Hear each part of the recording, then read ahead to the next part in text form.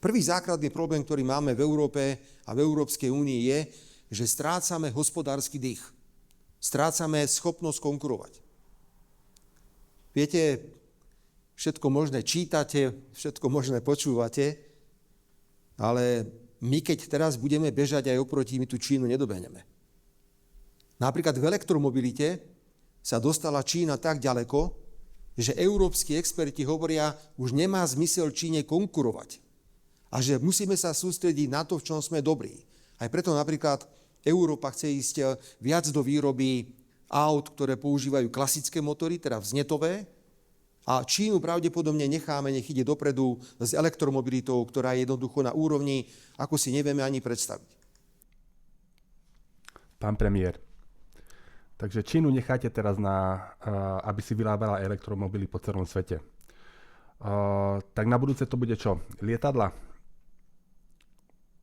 A ostatné veci. Vznetové motory alebo hybridné motory Čína tiež vyrába. Takže keď aj nebudú dodávať na Európu, ale stále môžu dodávať na celý svet a to v lepších cenách.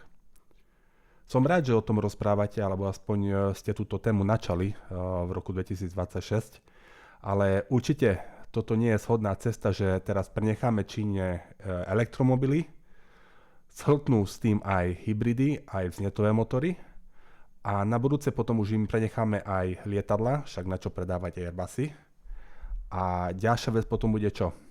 Odovzdávam im celý priemysel európsky, nech sa o to staráte a nech len nám dáte pokoj, hej?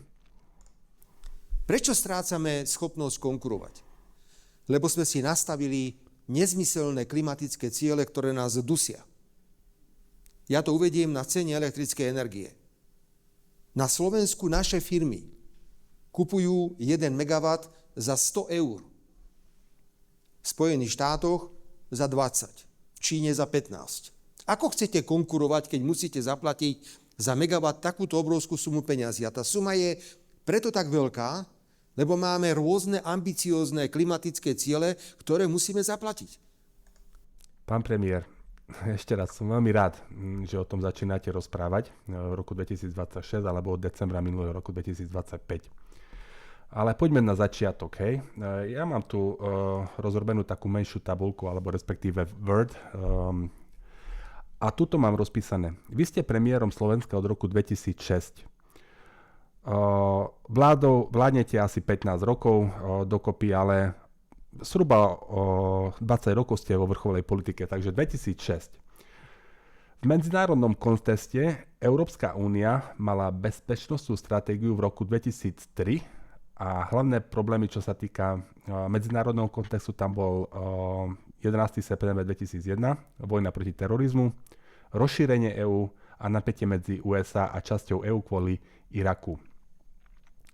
V roku 2016 Európska bezpečnostná stratégia, tu už bolo vyzdvihnuté, že po ruskej anekcii Krymu, že to je problém, vojna v Sýrii, migračná kríza, teroristické útoky a brexitové referendum.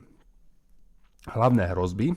2003 Európska bezpečnostná stratégia mala tieto hlavné hrozby. Terorizmus, šírenie zbraní hromadného ničenia, regionálne konflikty, zlyhajúce štáty, organizovaný zločin. A v roku 2016 Európska bezpečnostná stratégia, spoločná vízia, spoločný postup, silnejšia Európa. A tu už máme rozpísané hybridné hrozby, kyberbezpečnosť, energetická bezpečnosť a ostatné veci, ako migračné tlaky a klimatické zmeny.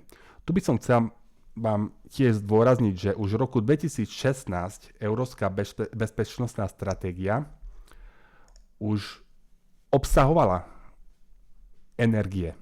To znamená, v roku 2016 už to obsahovalo, teraz máme rok 2026, takže 10 rokov o tom vieme a nič neriešime. Od prvého útoku Ruska na Ukrajinu to už budú 4 roky a zase nič veľké neriešime, čo sa týka elektriny. Vy vravíte, že ste mali stretnutie v Bruseli tento mesiac a že už na budúci mesiac by ste mali prísť s plánom. Tak ja som veľmi zvedavý na ten plán, ale úprimne vám poviem, pán premiér, V roku 2006 ste sa stali premiérom. Mali ste prehľad aj o európskej stratégii od roku 2003, čo sa deje, potom ďalej od roku 2016. To znamená, prešli 20 rokov a vy tu stojíte teraz január, február 2026 a začínate o tom rozprávať. Môj úprimný názor je taký, že keď ste o tom nerozprávali 20 rokov, keď je to vaša vizitka, vaša práca a takisto vaši európski kolegovia vedeli o tom a nič s tým nespravili, tak ako mám dôverovať, respektíve dávať mám ďalší mandát na roky a roky dopredu, keď rovno ste za posledných 20 rokov nič nespravili. Videli ste aj ako Čína ide hore, videli ste, že máme problém s energiou, videli ste ostatné veci, len ani jedna vec nie je z tých poriešená.